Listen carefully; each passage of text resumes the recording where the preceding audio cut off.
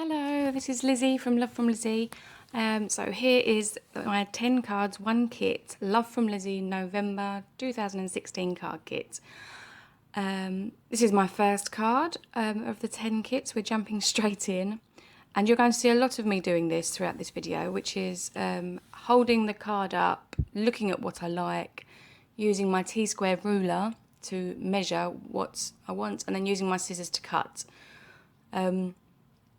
I've never been much of a measure it out sort of person, rather what I like the look of. And as you can see, I actually had a little play on the card with the stamps, and I just wanted to cover that over so that I didn't waste the cardstock. I always measure slightly larger than my card base so that once I've stuck it on, I can then trim around the edges. It's much easier than cutting it exactly right and then getting it exactly lined up. If you're working with stripes or with something that needs to be very straight and it will show if it's not, then perhaps cutting the right size and taking the time to measure it up makes sense. But in this instance, it's just a lot easier to lay it down, give it a good firm press, and then just take my scissors to the card and use the edge of the card with the large blade to trim off the excess. So this is incredibly exciting for me. I've been wanting to do something like this for a long time, and I can't believe how well it's gone. So I hope you all like this. Okay, so I'm running one of the widest peel-offs there along, and always saving the leftover piece because I'll be able to find some sort of use for that later on, no doubt. And then I'm using the middle one to create sort of a little bit of interest, define that edge a little bit more, and then the most narrow one, and I'm layering that just a little bit closer to the medium-sized one. And then looking to make sure that my edges are straight. The nice thing about the peel-offs is you can pull it up, and as long as you pull it straight, it will lay straight. So there are those lines all finished with. Okay, and so now I'm going to add some of the sticky gems into the centres of each of these snowflakes. I do try to use things that are exclusively in the kit, and there's a handful of extra items which I do run through at the end, so you'll be able to see. And these are different kind of peel-offs to the ones that I often usually use. These are the Merry Christmas peel-offs, they're also in the kit. They're nice and quick and simple, they look pretty, you can layer them up however you like, and silver is part of this month's theme in the kit. So that's the first card finished. Here's the second card.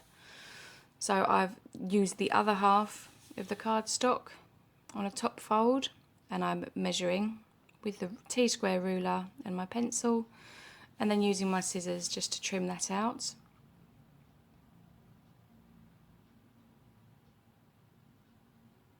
I must say there are 5 sheets of the white cardstock in this kit, and I do just cut them all in half, some lengthways and some widthways, so to create different kinds of card bases. Okay, so there I've stuck my patterned paper to the front. I'm going to leave that to dry for a moment. I'm going to do some stamping. So I've picked some patterned paper that coordinates nicely, and I've worked out whereabouts I want to have it. So I'm using some VersaFine here. Inked up the stamp, and I'm just checking to make sure it stamps nicely, and it does. VersaFine, I find usually the first time on a new stamp always stamps nicely, but it's best to check. Okay, so I've stamped that, and now I'm just taking the excess ink off there. I am using my grid mat to measure, and then I'm going to cut a panel. Now that I have the stamp down, I find that easier than trying to find the middle with the stamp after I've cut it. That's just a personal preference. Different people like different methods. I'm being mindful here whilst I'm cutting and handling this piece of paper that the ink is still wet. And I'm afraid my camera did stop recording there, but I cut a piece of the mirror card slightly larger than my panel, and I did this by turning it over onto its front and with my pencil drawing and then snipping out. And then I stuck it down and I've wrapped some twine with one of the snowflake charms in the twine. And now I'm using some mounting foam, which is terrible. I'm just trying to use it up. I can't even remember where I got this one from. But it sticks to my non-stick scissors. It's not much fun. So I trimmed around the edges of the card to tidy it up, and then foam mounted the panel on the front. So this is card 3. Now this is by far my favourite patterns paper of the pack. I love blue and silver. As maybe you can tell by the nails and the kit, they are my absolute favourites. So here I'm having marked off the panel that I wanted, turned it over. I do almost all of my pencil work on the back so that I don't have to bother with rubbing it out with an eraser. And you can obviously use a trimmer instead of scissors, but I like that when I use my scissors, there isn't the wastage. That little piece hangs on the end and I can use it somewhere else. So there I used a dotted circle die, which was a Mama Elephant one, just to cut a circle out towards the top. And now this is some more mirror card. And I've just turned it over to the back to measure a panel that is very slightly wider on either edge than the panel of the snowflakes.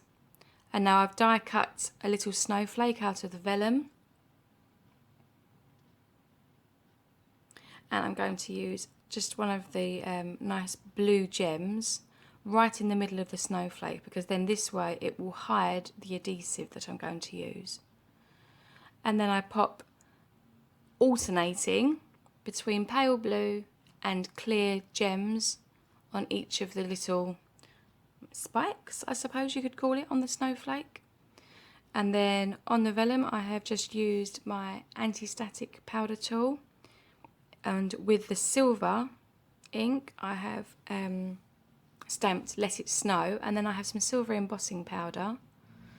This is just a heat it up one. Oh, I lie, sorry, I changed over. I decided to go with the clear embossing powder because I wanted the silver of the sentiment to shine through. Now with vellum, heat setting can be quite tricky. So as you can see that I'm doing here, I bring the heat gun onto the vellum for short, sharp bursts and then take it away again. And you can see it doesn't take any longer, it just helps it to stop from warping. Okay, so this is the silver panel. And I'm mounting that into the centre of my card. I'm using the grid lines of my mat to help me get that in the dead centre.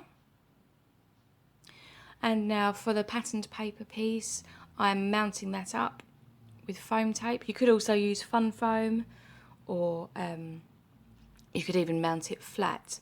The reason that I was keen to mount this one a little bit higher is I wanted to mount the snowflake higher, and if it protruded too far, the edges might get caught and bent in the envelope as you're putting it in and out. So having this area raised as well just gives it sort of like a little nest to hide in.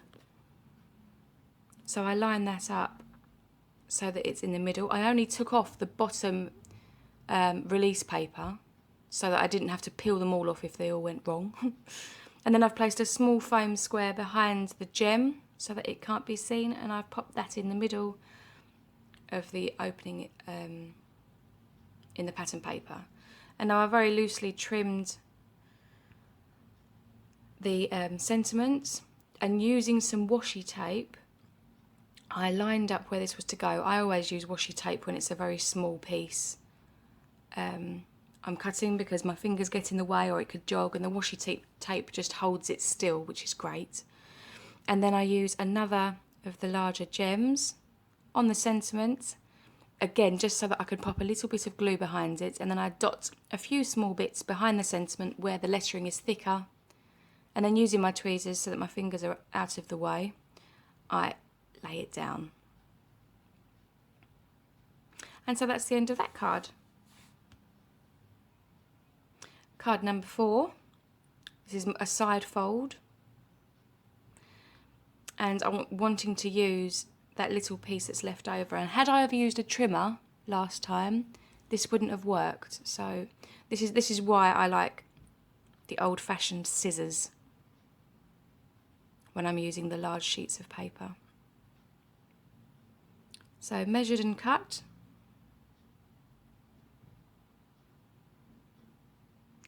And I'm lining everything up to make sure I like where it goes. And then I die cut my actual card base with the same circle die that I'd used before. And then I wet glue down my panel to the front of my card, which as always is very slightly larger. So I trim that down using my scissors after I've stuck it on. And now I'm going to stamp the snowflake in the centre of the circle. And because the card wants to open on me, I've used some washi tape there just to hold it in place so that when I stamp down, I will stamp exactly where I want to stamp. And for this card, I'm using the white pigment ink that came from the kit.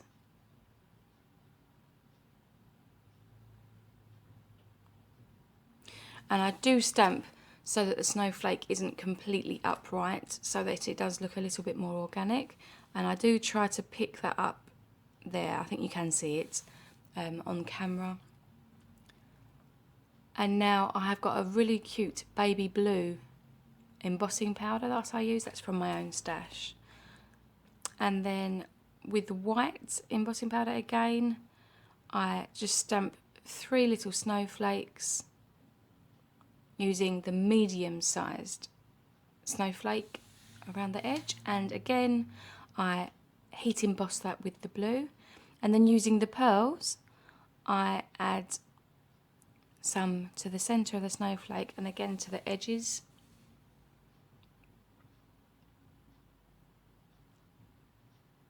You can now see why I wanted so many pearls and bling bits for this kit.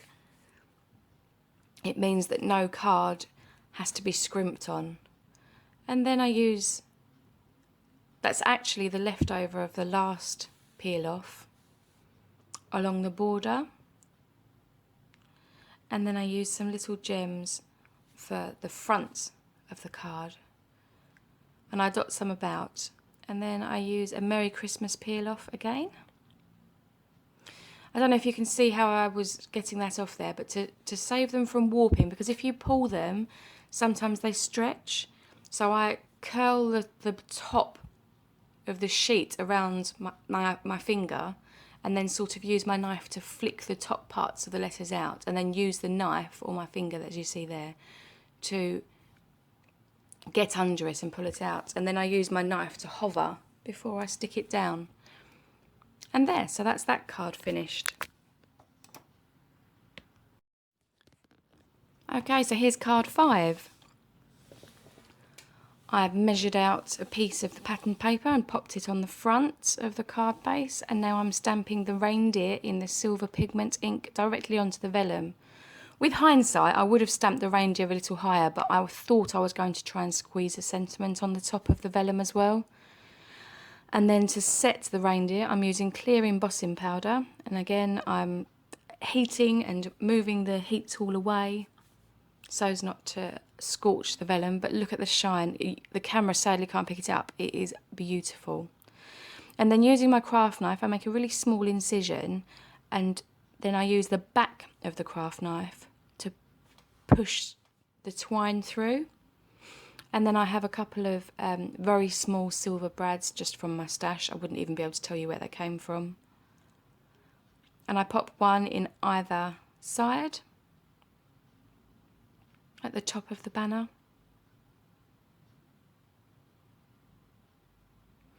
Use the little tool to squidge it down. And then I thread the twine into the loops and create a bow.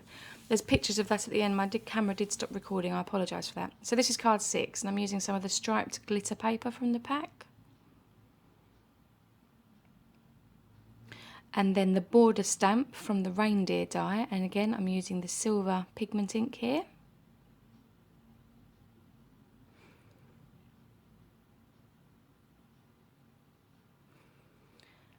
And I used the lines from the grid on my stamp to make sure that I got that at a right angle. And then I used the clear embossing powder just to set it, to make sure that there's no transference of the silver pigment. And then I put the pattern paper with some wet glue on, and I die cut some of the snowflakes from the silver mirror card. And the circle that you can see at the top of the screen there was the leftover from one of my previous cards, and I die cut the snowflake from it, and then I die cut a silver snowflake, and I'm paper piecing them together. Inlaid die. Sorry, I apologise. And to do this, I just laid the snowflake in, and I run some tape across the back just to hold the little bit. And all those tiny little triangles that you see in the centre of the screen there, they were the leftover from when I die cut the white snowflake originally. I just saved all the little pieces and then popped them in. And now I'm stamping the sentiment, which is Merry Christmas, again from the reindeer stamp set, using the silver, and then covering and heat embossing that with the clear embossing powder again. Now, using some foam tape, I mounted the larger circle snowflake up. I did fuss around for a little while trying to make sure that I was happy with where it was, and I did overhang it slightly knowing that I would trim it, and then I just wanted to place my little silver snowflakes around. And so I now trim off the excess of the patterned paper and of the circle from the edge. And there's my card. Oh, no it's not. I pop some of the pearls in the centres of each of the snowflakes. And that's now my card. Okay, card 7. This is using this is the blue glitter stars. It is quite difficult to see the glitter of the stars on screen. But I cut a panel of it using my T-square ruler again, and then I cut a little strip of the silver card just to show, for those of you that perhaps didn't get the kit, you can obviously get silver edging onto things. You just need to improvise with what you have. And I wanted to use the Christmas wishes from the snowflake stamp set here. And I used Memento Paris Dusk. It's a new ink pad to me and I adore this colour. So I stamped that in the middle at the bottom. This is a side fold card that I've turned on its end, if that makes sense. So I've trimmed down the panel to be the right size, which usually I don't do, but it's because I wanted to wrap the ribbon around it and then mount that onto the front of the card, that way hiding the ribbon at the backs of the ribbon.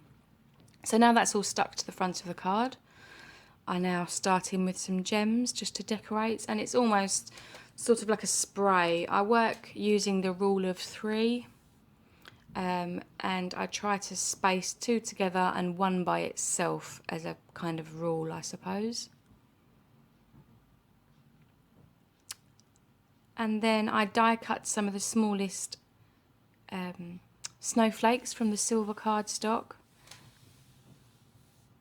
and I just play around with the positioning until I'm happy with those,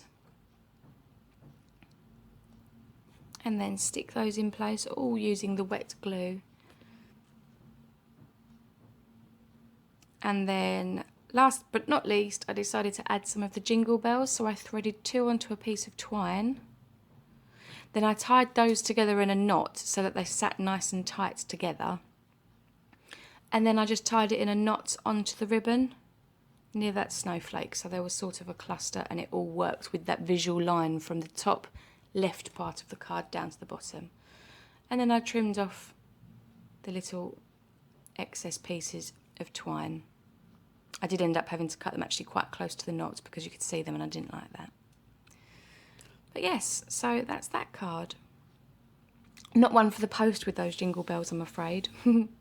Okay, so here's the next card, and I'm using the white pigment ink. And I didn't stamp that snowflake very well, so I wanted to go back. So please excuse my big old head in the way there. And I didn't stamp it exactly perfect, which was a shame. But to be honest, I don't think it really matters. When you've got a patterned background and the stamp itself isn't completely symmetrical, that's the sort of thing that you can get away with. And it adds character. It's a handmade card after all. Okay, so I start off with my largest stamp. I stamp 3, then the medium stamp, and I stamp 3 again. And then the smallest stamp I tend to use just to fill in any of the little edges. As you can see by the ink pads, the pigment ink is good and messy. So if you like getting inky, they're going to be great for you. And now I cut a piece of the silver mirror, slightly larger than the panel. And I pop the panel straight into the centre, and then once it's on, by eye I trim this. Again, you could use a trimmer if you wanted, but just do please be warned that some trimmers, if they're not very sharp, may snag the silver cardstock. And here I've cut 3 little strips of one of the ribbons, and I'm making little loops using double-sided sellotape. And then I run a piece of the double-sided sellotape along one of the edges, and then turning it over from the front so that I can watch how much is hanging over, I stick these 3 little loops of ribbon in a line at the bottom. It's just another idea as to how you can use your ribbon. And then I put another piece of tape over the top just to add another reinforcement so that they don't come away. And then using foam tape so that the ribbons do have a little bit of wriggle room if you like, I mount that panel up, and I place it towards in the centre, but towards the top of my card. And then I run a Merry Christmas peel off near the ribbons on the panel, and pop a few of the silver sequins on the front. Okay, card number 9. I'm using 2 rectangular stitched dies. And I'm using some very low tack masking tape here. And then I cut a frame from the lovely foiled paper from the kit. And then I use the smallest frame on the front of the card. Now this is quite difficult to see, so I cut most of this out in editing. But essentially I cut 5 strips of this clear thread. It's like a plastic thread. And then I tied a charm and the remaining 4 bells into the centre of each of these bits of thread, just with a double knot. Then I've placed a piece of double-sided sticky tape along the top of the frame on the inside, and I just position each of these 5 little bells and charms at different heights in the sellotape using the twine. It's supposed to be see-through, and it isn't exactly see-through, but it's not far off. So once I've got those all in place, I just snip off the extra of the thread, and I place some double-sided tape along the bottom, and then I turn it over, stick it onto the card front, and I popped a few gems along either side at the top. And that's the card there. So here's card 10. And again, using the T-square ruler, I measure a portion of the patterned paper and cut it out. Then I cut a piece of the vellum so that it will fit through my die cutting machine, my big shot. And so there's the rectangle with the stitching on the edge. I stick the patterned paper directly onto my card front, and then using the white pigment ink, again I stamp the snowflake design onto the vellum. This is quite similar to the technique I did in the last card, but I'm just showing another way that it can be used. And stamping in 3s again, and making sure that the snowflakes go off the edge of the paper, so to help it look more organic.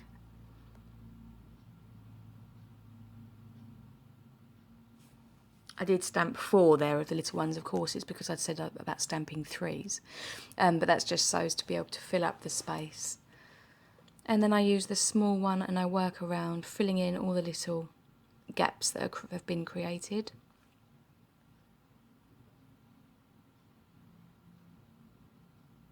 And I do apologise for how late this video is coming out. I had hopes to have it sooner, but my little boy has been really unwell. The poor little sausage. He's been away from nursery and he's been just wanting to sit with his mummy, and crafting doesn't happen when you want to be with your mummy. Okay, so I've heat embossed using white embossing powder on this occasion. And I'm using some of the clear gems in the centre of each of the snowflakes. Just working my way around. If there's a centre of the snowflake on the panel, it gets a gem. I don't create centres for the ones that are too far over the edge. Okay. And this, I did do a little bit backwards, so I do apologise, but it's through trial and error that we learn. So I wanted to add a piece of the ribbon, so I used my craft knife and I just cut a small slit about 2/3 of the way down, and then using the back of my craft knife, I push the ribbon through and then snip it off, and then all I wanted to do was tie a knot. But you see, this is where I got it wrong. The best thing to have done would have been to have stuck down the vellum first. I use my reverse tweezers as my finger to hold the knot, and now to stick the vellum down I have to sort of tuck it in, and I just put some glue behind each of the gems. And it wasn't terribly difficult what I had to do, there was an easier way is all I wanted to say. And then I trimmed down the ends of the ribbon. And using some of the clear thread that I'd used earlier, I used the last snowflake charm and I tied that in a knot around the knot on the ribbon and trimmed it down. Then using the silver ink pad, I stamped Christmas wishes, and then using silver embossing powder, I heat set that. Okay, so here are all the extra products that I used. I used a trimmer, scissors, T-square ruler, a couple of pencils, a sticky pencil, a couple of ink pads, the clear thread. I did also use my EK Success powder tool and some brads, the eyelets, the tiny eyelets. But that's all the additional products, and this is what I have left over. So I've got both of my ink pads. I've obviously got the Ziploc bags.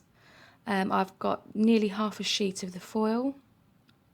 So plenty of vellum, and this is all my patterns paper.